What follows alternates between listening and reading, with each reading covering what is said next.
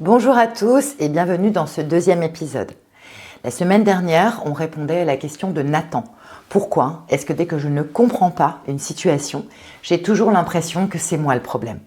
Nous avons commencé à explorer nos réflexes de protection face à l'incompréhension, notamment en écoutant ce que le corps tente de nous dire dans ces moments de doute ou de flottement. Aujourd'hui, on va aller un peu plus loin en explorant 3 axes concrets pour vous aider à vous ajuster. 1. Reconnaître et décoder une émotion. 2. S'observer de façon neutre. Et 3. Remplacer les pensées dont vous ne voulez plus. Commençons par reconnaître et décoder une émotion. Quand une situation nous échappe, notre première réaction est bien évidemment émotionnelle.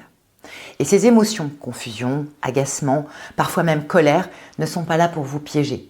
Ce sont des messages. Prenons un exemple.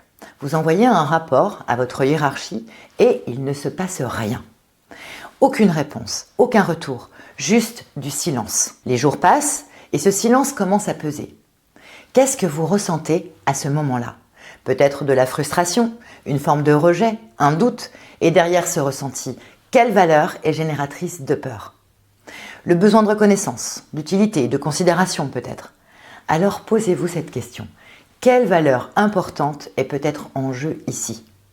Ça permet de déplacer votre attention, non pas sur ce que les autres ont fait ou pas fait, mais sur ce que vous pouvez comprendre, affiner, protéger en vous. Et je vous assure qu'en termes de ressenti, ce n'est pas la même chose. Deuxième point, apprendre à vous observer avec neutralité. C'est probablement l'un des points les plus puissants et les plus difficiles. Parce que dès que l'on vit quelque chose d'inconfortable, notre mental s'emballe.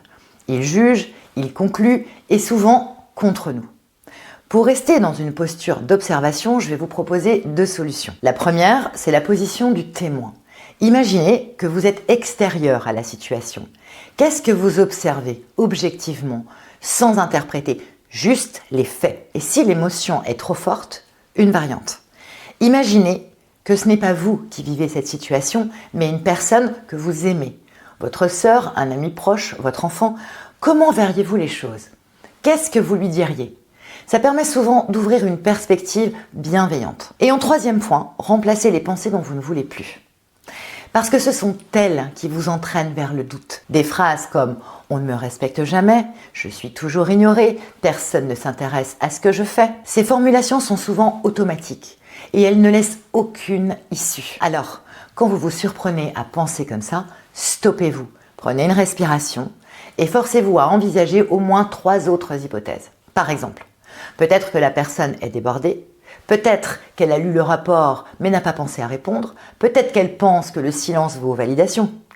Ça ne veut pas dire que ces hypothèses sont la vérité, mais ça ouvre un champ de pensée plus nuancé, plus vivable. Et ça vous aide à rester dans votre axe. Voilà ce que je vous propose cette semaine. Prenez une situation récente d'incompréhension et appliquez ces 3 points à votre manière, à votre rythme. Parce que changer un réflexe, c'est un travail progressif. Et c'est par la répétition bienveillante que le mouvement se transforme en changement.